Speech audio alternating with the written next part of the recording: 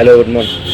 അപ്പോൾ ഇലക്ഷനൊക്കെ കഴിഞ്ഞ് എല്ലാവരും ഫ്രീ ആയി അവരവരുടെ വീട്ടിലൊക്കെ ഇരിക്കുമെന്ന് പ്രതീക്ഷിക്കുന്നു. പലരും ജോലി സ്ഥലത്തായിരിക്കും. അപ്പോൾ ഞാൻ ഇന്ന് വന്ന ടോപ്പിക് എന്താണെന്ന് വെച്ചാൽ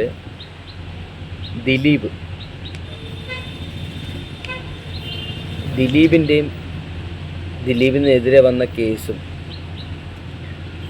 കോടതിയുടെ വിധിയും എല്ലാവരും ഈ അടുത്തിടയ്ക്ക് കേട്ട് കാണുമല്ലോ. അതിൽ നിങ്ങളുടെ അഭിപ്രായം എന്താണ്? ആരുടെ ഭാഗത്താണ് ന്യായം?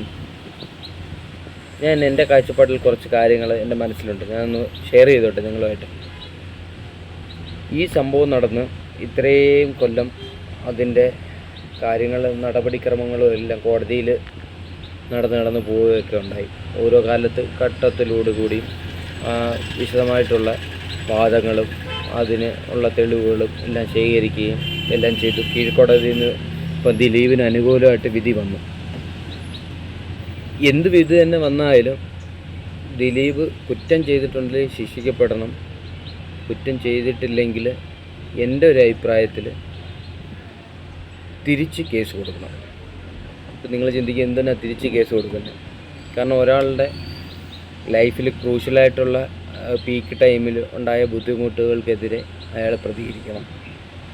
അത് പ്രതികരിക്കാൻ അദ്ദേഹം മടിക്കുന്നുണ്ടെങ്കിൽ ഈ 8-9 കൊല്ലം അദ്ദേഹത്തിനെതിരെ വന്ന തെളിവുകൾ എല്ലാം ശക്തവും കൃത്യമാണെന്ന് വ്യക്തമാണ്. അതല്ല അതിജീവിത, അത് ഇരയായ പെൺകുട്ടിക്ക് അനുകൂലമല്ലാതൊരു വിധി വന്നത് നമ്മൾ കുറേ സ്റ്റഡി ചെയ്യേണ്ടതായിട്ടുണ്ട്. ഇതിന് പുറകിൽ കുറേ കാര്യങ്ങൾ നടന്നപ്പോൾ പലരും മൊഴിയൊക്കെ മാറ്റി പറഞ്ഞു. ആദ്യമേ ആ പെൺകുട്ടിയെ അനുകൂലിച്ചവർ തന്നെ വീണ്ടും ആ പെൺകുട്ടിക്ക് എതിരായിട്ട് പല കാര്യങ്ങൾ പറഞ്ഞതായിട്ട് നമുക്കിവിടെ വന്നു. അതുകൊണ്ടാണല്ലോ ദിലീപ് രക്ഷപ്പെട്ടത്. അപ്പോൾ ആ കുട്ടി അപ്പീലിന് പോവുകയാണെങ്കിൽ, മേൽക്കോടതികളും ഹൈക്കോടതികളും സുപ്രീം കോടതികളും ഒക്കെ പോവുകയാണെങ്കിൽ ന്യായം കിട്ടുന്നവരെ ഇതിനകത്ത് പോരാടും എന്ന് തന്നെയാണ് എനിക്ക് തോന്നിയിട്ടുള്ളത്. നിങ്ങൾക്ക് എന്താണെന്ന് തോന്നിയിട്ടുള്ളത്? ഇത് മറിച്ചാണെങ്കിൽ ദിലീപ് പോകണം. പിന്നെ ഒരു കാര്യം കൂടെ എനിക്ക് ചോദിക്കാനുള്ളത്, എന്തുകൊണ്ട് ഇരയായ പെൺകുട്ടിയെ ഒരാൾ ആക്രമിച്ചു? അതിനുണ്ടായ പ്രേരണ എന്താണ്? കാര്യങ്ങൾ എന്താണ്? ഇതൊക്കെ തെളിയിക്കപ്പെടേണ്ടതായിട്ടിരിക്കുന്നു. പല വാദങ്ങൾ ഇതിൻ്റെ പുറകെ നടന്ന് കാണാം.